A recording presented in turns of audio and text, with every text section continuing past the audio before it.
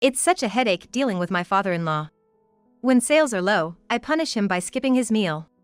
My sister-in-law, Yvonne, blurted out. She drives her father to work from dawn till dusk and even withholds his dinner. My brother simply chuckled at this, unfazed by her harsh words. Poor old man. I'll take him in, I offered. Great. I'll be relieved to be rid of that deadbeat. With these words echoing behind us, my family and I began a life under the same roof with my father. As it turned out, my father was a god of fortune in disguise. My name is Sally. A 33-year-old part-time working mom with a husband and a daughter who is a kindergartner. My husband recently took over his father's business, running a small diner. Ever since he was a child, he looked up to his father, who would start working early in the morning and serve piping hot meals with sweat pouring down his face.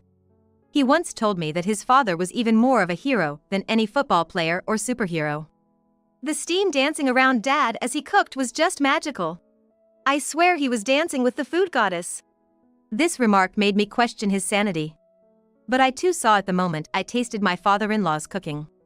It was as if he was indeed dancing with a food goddess. We were somewhat of a weird couple. We got married in our mid-20s. And were blessed with a daughter a few years later. Those were probably our happiest days. However, not long after our daughter was born, my father-in-law fell ill and passed away. His absence was a huge blow to my husband, who had already lost his mother. He even considered closing down the restaurant. But his staff and regular customers encouraged him. You're the only one who can carry on his legacy. We want that taste to remain. Only you can do that. Their words inspired my husband, and so he decided to face the challenge, hoping his father would watch over him from the afterlife. However, things were not smooth from the start.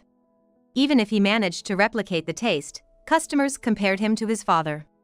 In other words, he had to surpass his father to be truly recognized. Although he had taken over the business, it didn't pick up as expected and my husband was troubled. Then, another tragedy struck. My mother passed away. I was worried about leaving my grieving father alone, but the 1-hour drive made it difficult to visit him regularly. Seeing my concern, my brother offered to move in with my father. I was grateful, but also had mixed feelings. My brother has always been a bit careless. After all, his favorite phrase is "everything will be all right, believe it or not." My brother was always a bit irresponsible. Adding to my worries was my sister-in-law, Yvonne. Oh, your husband's a high school dropout? Unbelievable. She casually tossed at us when we first met. She would openly belittle me. A part-timer? You're a loser as a woman. And they even did not attend my mother's funeral. Apparently, my brother had quit his job to start a cafe and claimed he was too busy. When did you learn to run a cafe? I asked, to which he nonchalantly replied. I used to skip work and hang out at cafes. Thought it'd be fun to run one. This almost made me faint. And now, since they moved in with my father, they've started making him help out at the cafe. And they make him work all for free. When I asked her, "What about you, Yvonne? Shouldn't you be the one helping out first?" She replied, "Nah, I don't work. A man's gotta support his wife, right? What on earth is nah? She can't even be bothered to include the T in not, that lazy woman. What could my brother possibly see in her that he willingly supports her?"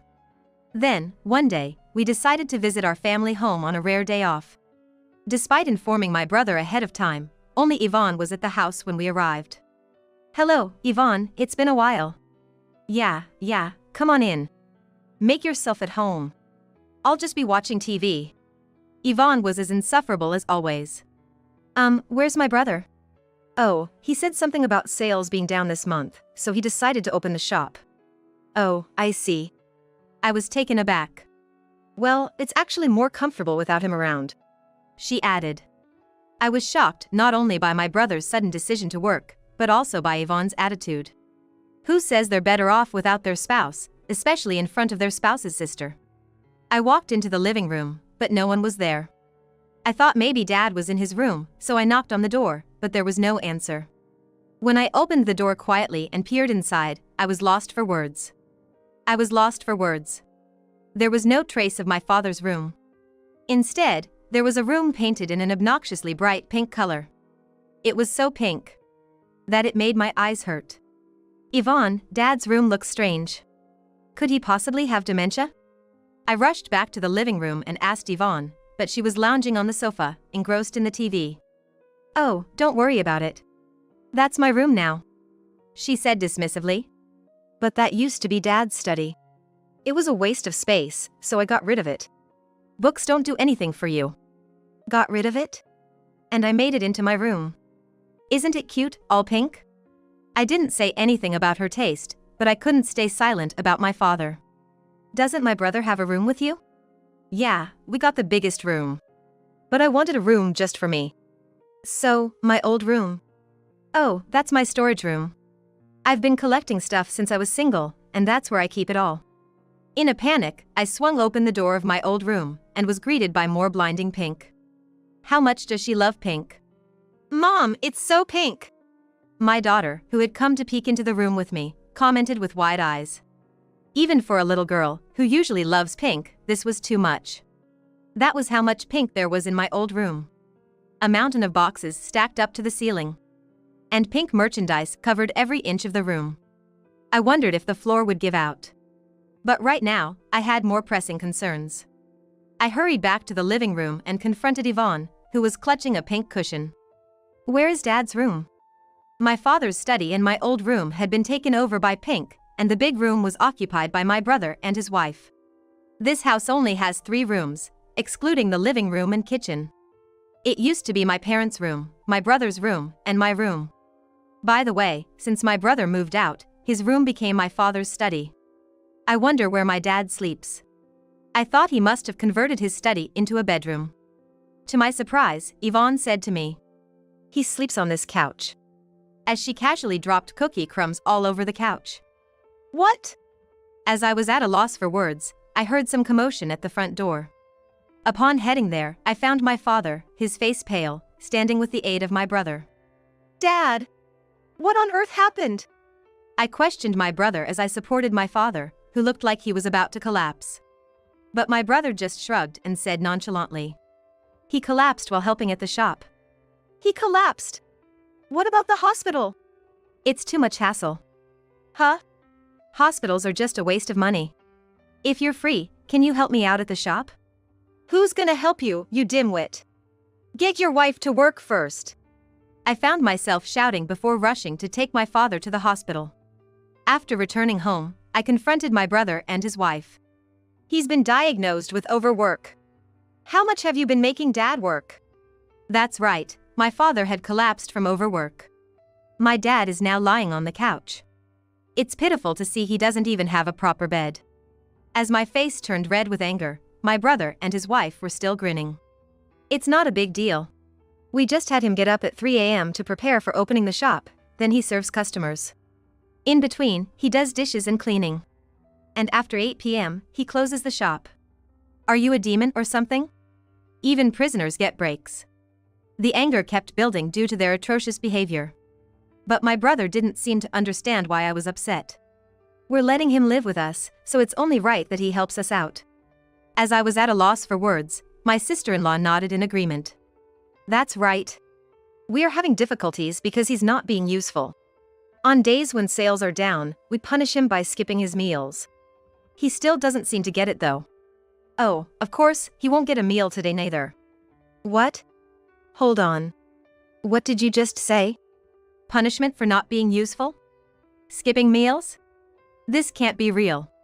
The father I hadn't seen in a while was physically and emotionally worn out.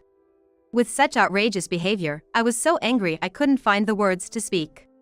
"Well, now you know, sister, so you can take him. Here."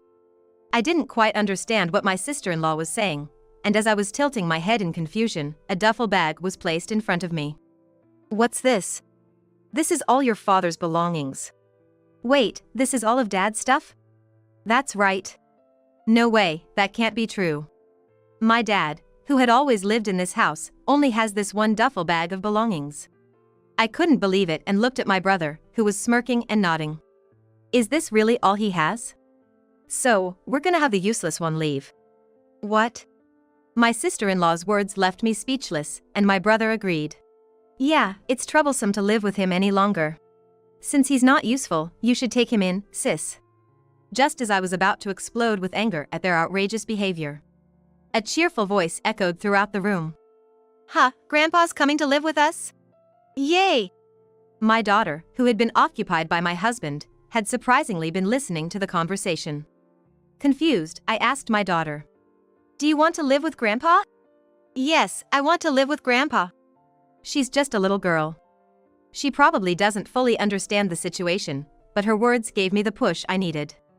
I looked at my husband, who was holding our daughter. Honey. He must have understood what I was trying to say. He quietly nodded and said, Yes, let's do that. Let's take in your father. Thank you. Our family is by no means wealthy. Our ramen shop business isn't going well, and my part-time job doesn't bring in much income. Our lives will definitely become tougher. Still, I can't bear to leave my father in his current state any longer. Dad. I gently spoke to my father, who was lying down. Let's go home together.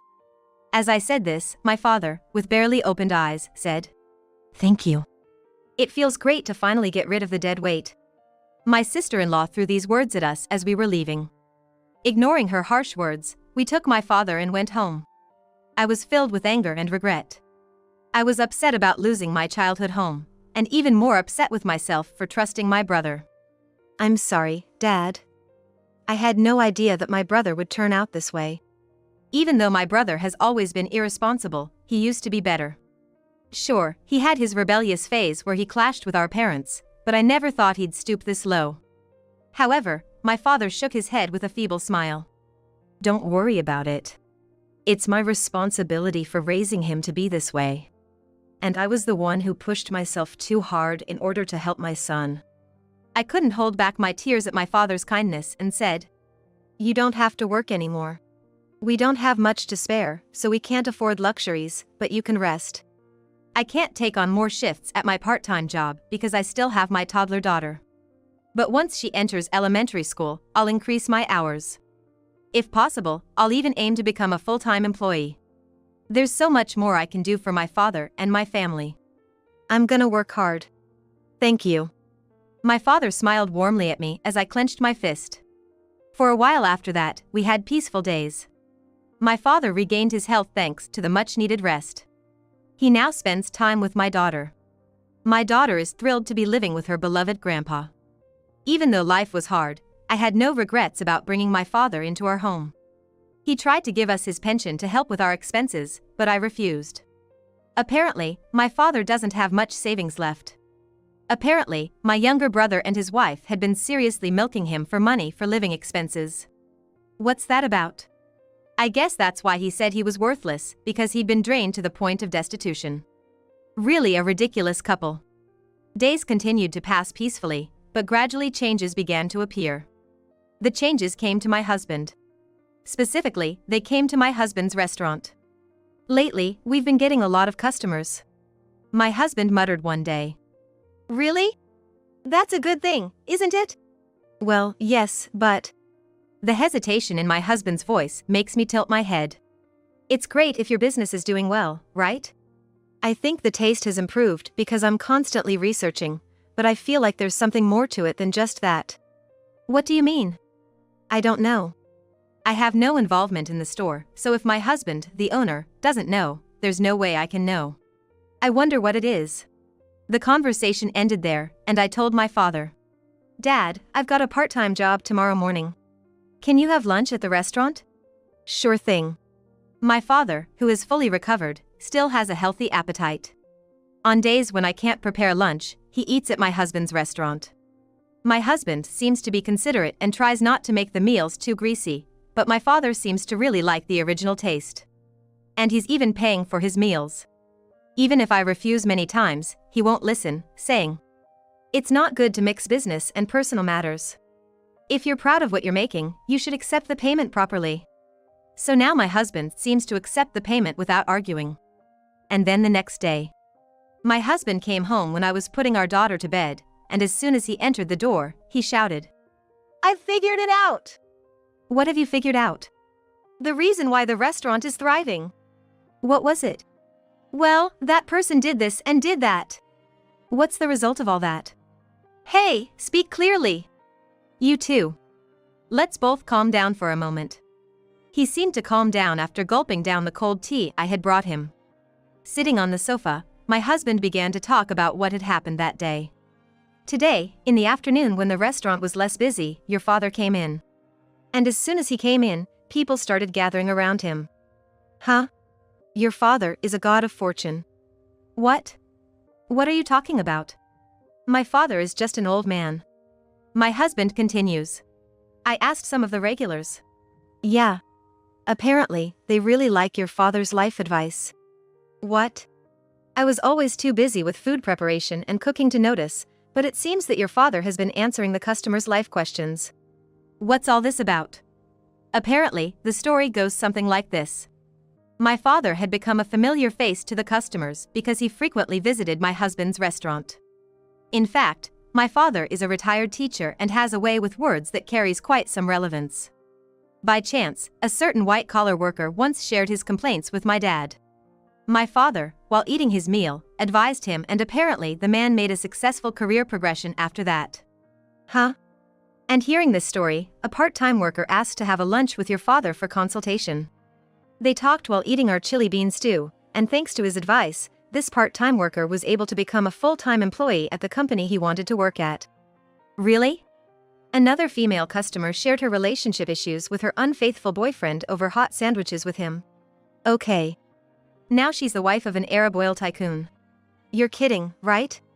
Well, actually, she ended up happily together with a new boyfriend. A legend was born that consulting with my father while eating our menu leads to a turning point in life. What is this person even talking about? I cast a skeptical glance at my husband who's feeding me this dubious information. Just then, my freshly bathed father appeared and I decided to ask him directly. Hey, Dad. Did you give advice to anyone today? Oh, well, I guess so. Perhaps because I'm getting on in years, people find it easier to talk to me. What did they talk about today? Let's see, a troubled father of a shut-in son, and a university student who was about to be held back a year for failing a course. You're kidding me. Apparently he's been giving advice, that much seems certain. Based on what he said, I didn't see how either of those situations could be easily resolved. I went to bed that night still half-doubting the whole thing. But then, a few days later, I've got the investigation results, said my husband with a solemn look on his face. All right, I'll listen to your urban legend. What is it? The father of the shut-in son whom my dad gave advice to the other day said his son has started going out and even got a part-time job. He was in tears when he came to tell us. Really? He said he talked it out with his son exactly as father suggested. And then there's the university student who was supposed to repeat a year. Well, if the decision's been made, he can't do much about repeating a year. Maybe he regained his spirits and got motivated again? He was able to move on to the next grade. What the hell? Apparently, he had failed a course taught by a very strict professor, which was causing him to repeat a year. But he went to the professor's office, passionately argued his case, and in the end, his paper was accepted and he happily advanced to the next grade. That can't be. I never went to college, let alone high school, so I'm not sure, but isn't that how college works? Well, whether it's accepted or not depends on the professor, I guess. And so, my father's reputation skyrocketed. By the way, there was a guy who came just to seek advice without ordering anything. How rude! To sit in the shop without ordering anything, he must have nerves of steel. Well, your father didn't really give this guy any substantial advice. It seems the guy's situation ended up even more dire. So, in other words, yeah, he is amazing. No, not that. It's not your cooking that's getting the rave reviews. You really had to say that? Hearing the harsh truth, my husband looked utterly dejected. But I mean, if the food wasn't good, they would just order the cheapest dish or just a drink. Since they're ordering properly, it must taste decent, right? At least decent. Regardless of the reason, my husband's shop began to thrive. Of course, customers continue to come even when my father isn't there, so it must mean the food is good, right? Good job, honey. Just as everything was going well, an unexpected event occurred. A storm has arrived. Namely, my younger brother and his wife. This happened by chance when I took a day off from my part-time job and went with my dad to my husband's restaurant. Despite the fact it was before opening hours, the door abruptly swung open, and someone yelled, "Give me back my dad!" as they stormed in. My brother confronted me, venting with raw anger. "I saw it online. Your business is booming because of Dad's life counseling. Even when Dad helped at my place, our sales were terrible, and now we're almost going under. What's with this difference?" He demanded. "You were pushing all the work onto Dad. How could he give life advice while busy with that?" I retorted. Struck by my words, my brother faltered. At that moment, his wife stepped forward, pushing him aside. "We won't make him work anymore. He just needs to sit and give life advice. Look, my father-in-law would prefer to live in his own home, right? We came to pick him up, so let's go home," she said assertively. How unreasonable. They practically threw him out, and now they have the nerve to turn the tables like this. It's outrageous. As if we'd ever hand Dad over to those two devils. As I was about to respond in kind, it was my dad who stopped me. He put his hand out in front of me, indicating I should hold back. He then moved to stand in front of my brother and his wife, who were now silent. Dad spoke quietly. "I understand what you've asked for. If things continue like this, your restaurant will surely go under.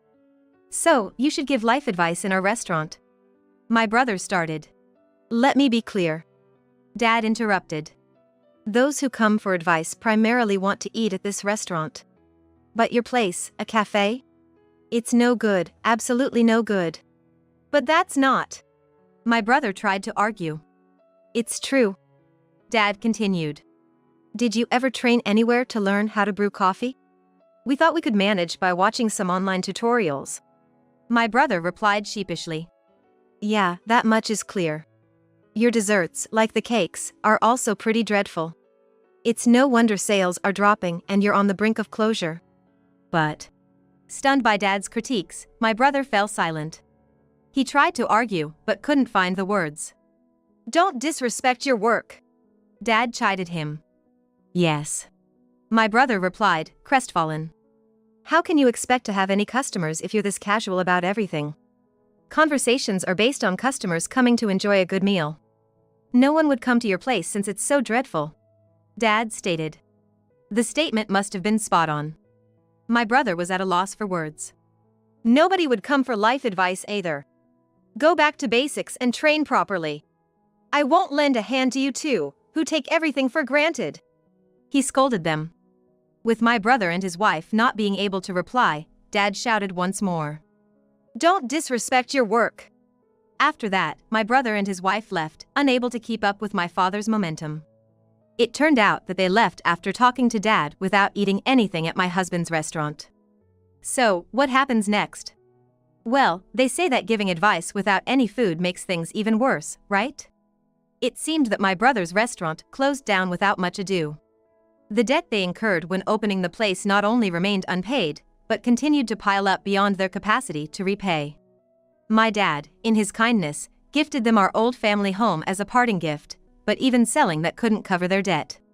It seems they're now living a life of extreme poverty in a rundown apartment.